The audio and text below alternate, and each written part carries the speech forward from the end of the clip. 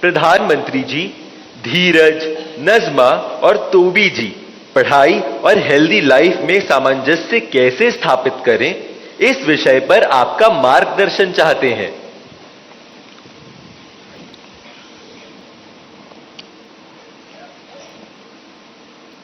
आप में से बहुत सारे स्टूडेंट्स मोबाइल फोन का उपयोग करते होंगे और कुछ लोग होंगे शायद उनको घंटों तक मोबाइल फोन की आदत हो गई होगी। लेकिन क्या कभी ऐसा विचार आया मन में कि नहीं मैं रिचार्जिंग में फोन रखूंगा तो मेरा मोबाइल का उपयोग कम हो जाएगा, इसलिए रिचार्जिंग नहीं करूंगा। अगर रिचार्जिंग नहीं करूंगा तो मोबाइल काम करेगा क्या? करेगा क्या? तो मोबाइल जैसी चीज जो रोजमर्रा देखते हैं उसको भी चार्जिंग करना पड़ता है, नहीं करना पड़ता है? अरे जवाब तो दीजिए। रिचार्ज करना पड़ता है, नहीं करना पड़ता है? अगर मोबाइल को करना पड़ता है तो ये बॉडी को करना चाहिए, नहीं करना चाहिए?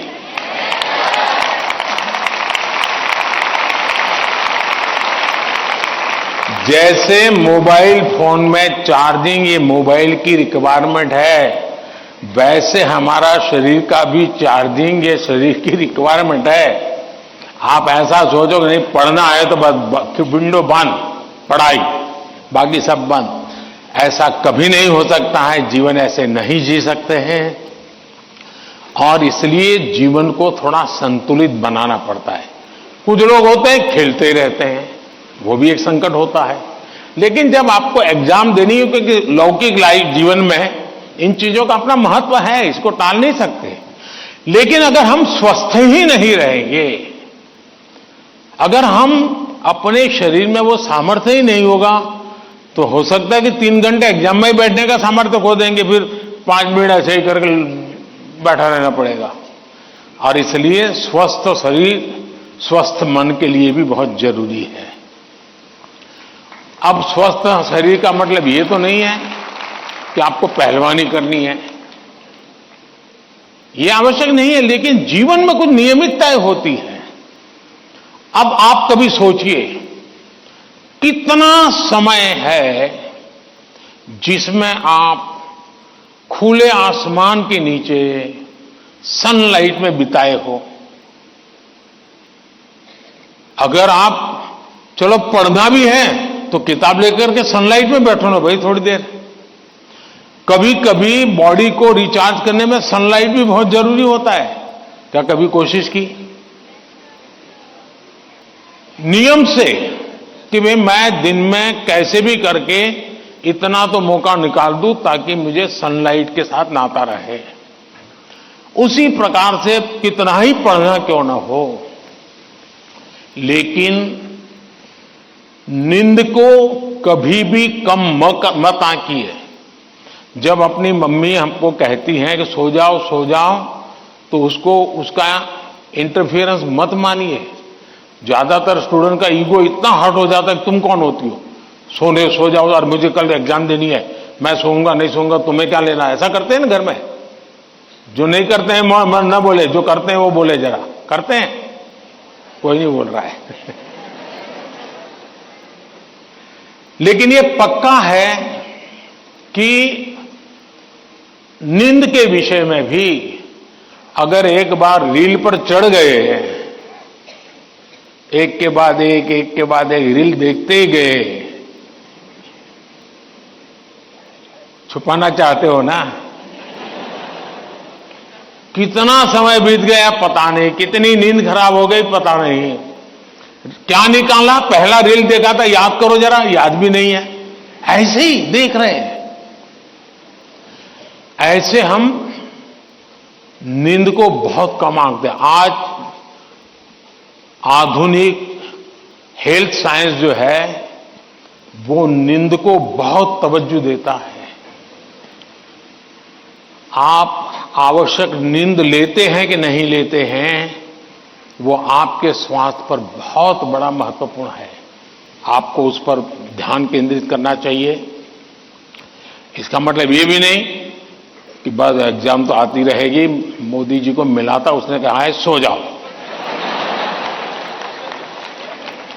अभी यहां आर्टिस्टिक बोर्ड बनाओ और घर में घुसते ही लिखो सो जाओ, मम्मी पापा को दिखा दो सो जाओ।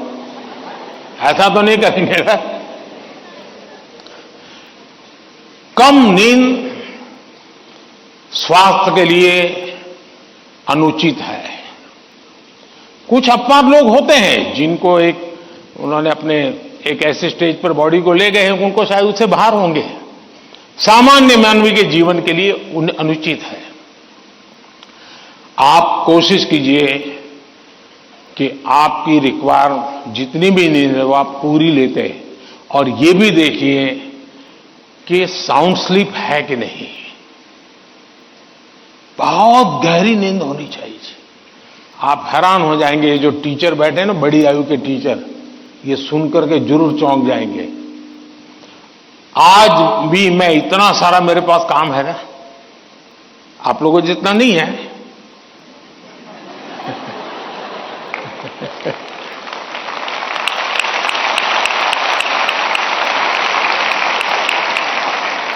लेकिन 365 दिन कोई अपवाद नहीं, अगर मैं बिस्तर पे लेटा नहीं कि 30 सेकंड में डीप स्लीप की तरफ नहीं चला गया था, होता नहीं।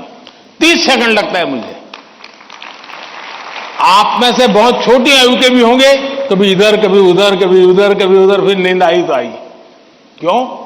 मेरा बाकी जो जागृत अवस्था का समय है उसमें बहुत जागृत रहता हूं मैं। तो जब जागृत हूं तो पूरी तरह जागृत हूं, जब सोया हूं तो पूरी तरह सोया हूं। और वो बैलेंस, जो बड़ी आयु के लोग हों परेशान होते होंगे, हाँ यार हमें तो न्नींद ही नहीं आती, आधा घंटा तो ऐसे ही करवट बदलते रहते हैं, और ये आप अचीव कर सकते हैं।